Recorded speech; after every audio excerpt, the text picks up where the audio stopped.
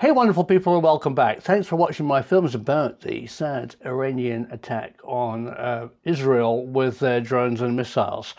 You asked some really smart questions, so today I thought I'd go through them and try and answer them the best I can. Now, I know nothing operational about what really happened. A number of people who were actually there, service people who watched my films, actually wrote and said they couldn't talk about the technology they were used, but as far as they were concerned, a lot of it was conventional. So, I might have just got it wrong. But I did hear from an unnamed service personnel who said, can't say what we actually have at our base. So what the truth is, who knows? But today let's go through your questions and see if I can shed some light on what you're asking about. So this is a good one from Matrix 2004. You probably saw this. Now this is an explosion in probably our upper atmosphere. Now you have to remember that nothing was filmed from Jordan or Iraq into Iran. So what they were really doing wasn't publicly filmed and available on the TV. The only source of images I had was actually from correspondents in Jerusalem who were actually just filming the Iron Dome, which I kind of claim was a bit of a PR exercise because I don't think many missiles, if any, actually got all the way to Jerusalem, over 1,200 miles from Iran. But this explosion fascinated Matrix 2004, Peaceman, and he or she asked, the explosion at 041 is interesting. Yeah, I think it is. I'd love to know what layer of the atmosphere this intercept happened. I don't know. It was definitely over Israel. It was over Jerusalem. And I think what we're seeing here is just a expanding shockwave, probably quite high up. Is it even in focus? I don't know. The reason I've used it is that it's emblematic. It's not real, but it would be what you would see if you had a focused dot of energy that formed an ionized plasma ball, which expands. And that expansion is kinetic. So as the normal gas turns into plasma, the fourth state of matter, it tends to disassociate and become large, and that pushes literally a kinetic shockwave. You could use a ball of plasma expanding as a kinetic weapon. That's what I think one of the applications is. And it also very much shows how plasma balls would have luminosity, because on the edge of plasma, when it is recombining, it's desperate to get back into its normal third state of matter, gas. The disassociated protons and electrons join back together and form stable atoms and throw away desperately all their energy, mainly as photons, which is another form of energy transferal if you were, say, next to something you wanted to shoot down. So thank you. So here's a good question from Ancient Bills 3764, a regular viewer. Hi. Well, they know it was coming for 74 hours, so that might have helped. Absolutely. But I think they've thought it was coming, an attack from maybe Iran towards Israel, for more than 72 hours. I hear that there are bases in Iraq, in Jordan, who are ready to defend Israel. Probably American bases. Here's an interesting comment from a UK viewer called Revoska6178, and he or she says, it's all English tech. This will be my only comment. I slightly suspect English is a second language. I think we normally call it Britain, but British tech. Yeah, I think that I like that comment, and that's why I'm reading it out. Thanks very much. I think the United Kingdom, Britain, not England, as a Scottish person, has been at the forefront of advanced physics for many years, in fact. So I think a lot of advanced weapon system physics is being done by, currently by UK defense contractors. So, yeah, look at the history. Look at the history of subatomic particles. I mean, the electron, the proton, the neutron. I mean, they were all cracked in the universities in Britain, in Birmingham, in Manchester, and very much in Cavendish Lab in Cambridge. So, yeah. Hooper 131, my guess is EPFCG. I don't really know what that is. I used NNEMP, NNEMP. There's a lot of acronyms flying around. I think that what he is saying is that it's some kind of advanced physics warhead that you can put on an intercepting missile. And that it has non-nuclear EMP capability. So you obviously know what you're talking about more than I do. So thank you very much. And nothing that I've ever said should affect operational deployed stuff. I'm talking about the physics of the background. Nothing's classified. Navy Gunner 1980. Hey, Navy Gunner, another regular viewer. Directed microwave energy weapons. Yeah, well, yeah, in a way, absolutely. Directed microwave energy weapons. Yeah, I mean, radar works in those frequencies, which we also know as microwaves. I mean, magnetrons in World War II used microwave energy. In fact, our microwave ovens that we have was a direct development from radar. So microwaves is just a part of the electromagnetic spectrum. I think advanced radar and weapon systems now use lots of frequencies, not just in the microwave band. I think all the way up to kind of from infrared all the way to incredibly high frequencies. So yeah, lots of stuff out there. Here's a good one from Gateway 10. Look at the giant flat panels on the battleships. Yeah, I've seen them. It's called Spy 7 radar, and it said they can bring down a plane with it.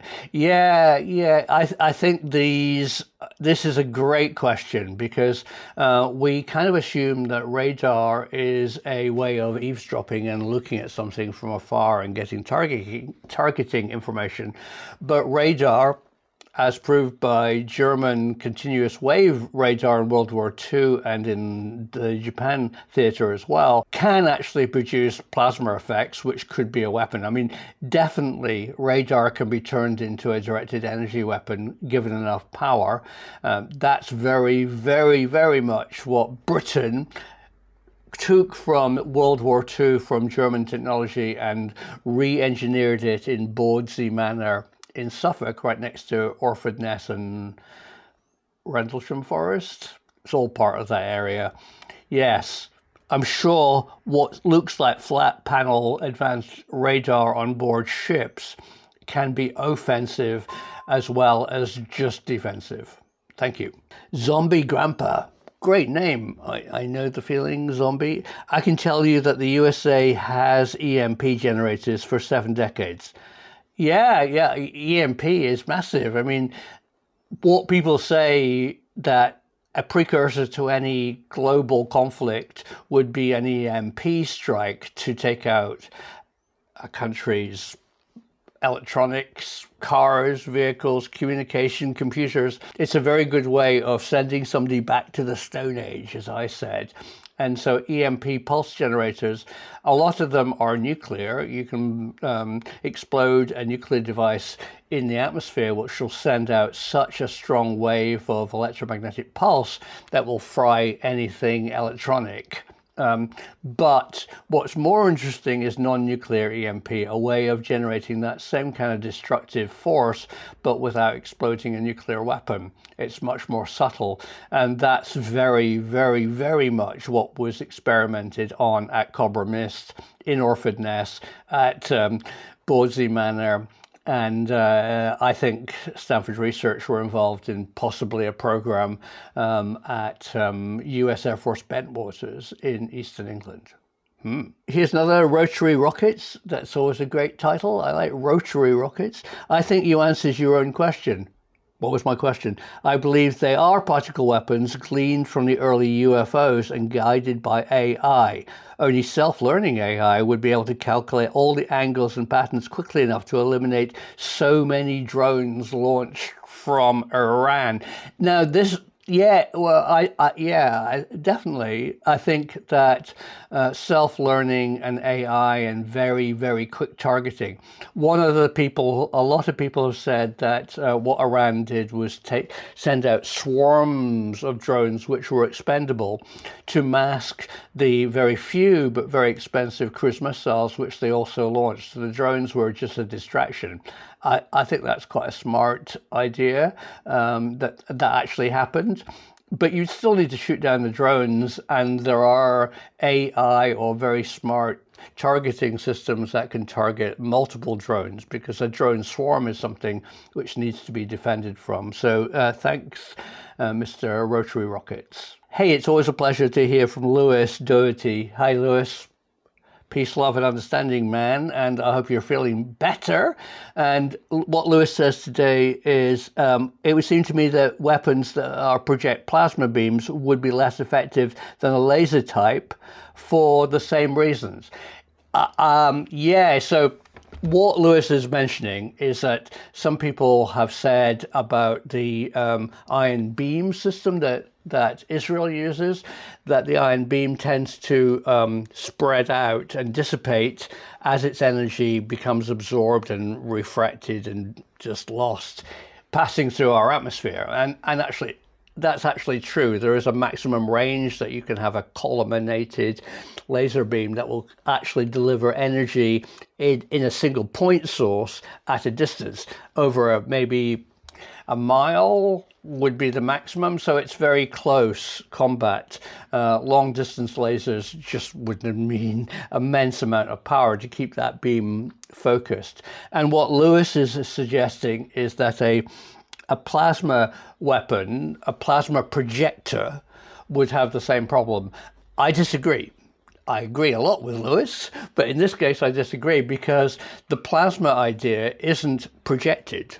The plasma is energy which is projected to a focal point, and the plasma is only produced at the point where you want it. So you have either single, more complicated, or double energy generators. Imagine two dishes firing like two magnifying glasses onto a leaf with the sun, and you focus it where you want the plasma literally to ignite, where you want the air or whatever you're firing at to become ionized.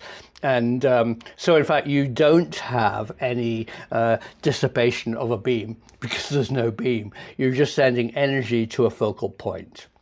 Here's a good one from Fraser Connell 21. Hey Fraser. Two laser plasma systems in different locations activated at the same time. Their beams intersect at the target point. Yeah, you're on the right case there. Both beams combined at the crossing points to make a zone of high temperature and electrical overload. Thank you. You're obviously watching my films. And that's what actually has happened in the past and what people are building. The other system is purely a laser-derived device comprising of two different lasers. One pulses the beam every microsecond to burn through things. Yeah, that's the other thing that I mentioned, is that a laser beam needs to be quite short range. And once it's locked onto a target, it then has to track the speed of the target to keep the beam focused on the area it wants to burn through or heat up for maybe 2 or 3 seconds. And it could be a fast moving object. So first of all, you have to track it, then you have to lock onto it and then track it again at matching the speed of the object. It's far more complicated. A plasma beam weapon is you focus energy to an area, the plasma ball forms, kapoof, sends out a shockwave, and anything in its zone gets shifted and blasted by kinetic energy in our atmosphere. And also the outside of the plasma sphere is extremely hot and can also cause a lot of damage. So a plasma ball weapon generated at a great distance can be very effective. Hey, this is a good one. This is at Ocker 2000. Hey, at Ocker. I did hear journalists during the event on live TV coverage say they saw something else over Jerusalem other than the Iron Dome. Oh, yeah, I don't know. I heard them say something that it's already up there, a platform in the sky. Well, That's quite likely. I also heard again from an unnamed service personnel who says, well, although we have bases on the border of Iran, we also have assets in the sky. I mean, Sentinel type aircraft who are looking down and doing targeting. I think it's less likely that they would be firing. The weapon systems will probably be on the ground because of the proximity to power systems, heavy stuff. But certainly things flying around tracking incoming missiles or monitoring the situation, an eye in the sky over Jerusalem is very likely. So at Okra 2000, yeah, I'm sure what you heard was correct. Is a common, slightly more critical question, because I get a lot of those too, and I'm very open to criticism. Yeah, keep sending them in. This is from @Murgatroyd999, and Murgatroyd says, what's all your sourcing for this? And that, I'd love to answer, Murgatroyd. Hey, thanks for the question. Okay, so probably gray hairs and being old is one source. No, I've researched this for years. I'm specifically working with a fantastic team of John Burroughs, US Air Force, and James Warrow, who's a science researcher looking at Rendlesham Forest, as you know. And that's really opened my eyes. I was not really very much into the whole highly strange UAP phenomenon, but now I've met those two. First of all, John was injured by something. And then James Warrow is such a great science researcher. He's looked into many unclassified papers that actually pointed me as a filmmaker, because that's my role in this team, to actually make films about stuff that's really out there. And the more I've looked into it, the more my eyes have been open to what's actually going on. The big thing that I've learned is that physics, the weaponization of a science subject, of science, physics, how we understand our universe, how humans try and explain what we're seeing. Today, in 2024, and ever since the Manhattan Project, which was the first big turning a blackboard equation into a device, into a bomb, and Hiroshima, but that was physics, has never gone away. The weaponization of physics since World War II, since Trinity, Pandora's box was opened and it's never been shut. So that's my background. That's the source for all this, Murgatroyd. It's good research and just looking at what's really out there. So thanks. Here's a good one from CD Irwin. Thanks. Prof, have we proof? And I couldn't resist to write back, proof for the prof is hard to prove. So, excuse my TV alliteration. Here's another one from Critter145. I like critters. Love that shirt. I've got the same one. Oh, great. Oh, it'd be so fun to bump into somebody wearing a Professor Simon t-shirt. But here's the real professor, of course. This is Professor Wallace. Wallace professes every day. He professes that he likes breakfast. He professes that he's an expert in breaking into the garden. He's a true professor. I particularly like this t-shirt. This one's a bit old and faded now, but you can get a Professor Wallace, the real, not fake professor, in this show t-shirt in the merch store. And there's quite a few out there. I occasionally bump into people with a Wallace t-shirt, so get yours today. Anders Svensson sounds Swedish. Oh, he is. Swede here. Well, hi, Sweden. Ah, yeah, Sweden. You were part of the Cold War and you didn't know it. Oh, that's his question. Lucky we were never zapped. Keep it up, Professor. No, right. What Anders is mentioning is really true. If you look at the Soviet Union map of the coverage of Cobra Mist, that I think is probably a non-nuclear EMP device, not a radar. The other thing about Cobra Mist not being a radar is, why would you build a radar right next to another radar? There's an enormous radar that we know about, is open, is not secret.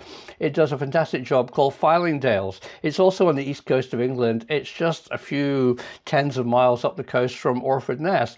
And it covers all of Western Europe. Why would you need Orford Ness to cover Western Europe? And I think this Soviet map clearly shows that the real coverage of the Cobra Mist possible non-nuclear EMP pulse weapon, doomsday weapon, did do Belgium, Holland, Germany, West Germany, and then Denmark, Norway, Sweden, which I forgot to mention, and very, very much Finland, because those were the frontline Western European countries that possibly you would want to zap, as Anders says, and Sweden did escape. So yeah, well done, Sweden. The other thing, as direct evidence that EMP was important, is during the time that Cobra Mist was being built, whatever it did, NATO, ironically, was spending tons and tons and tons of money on hardening their systems from an EMP pulse.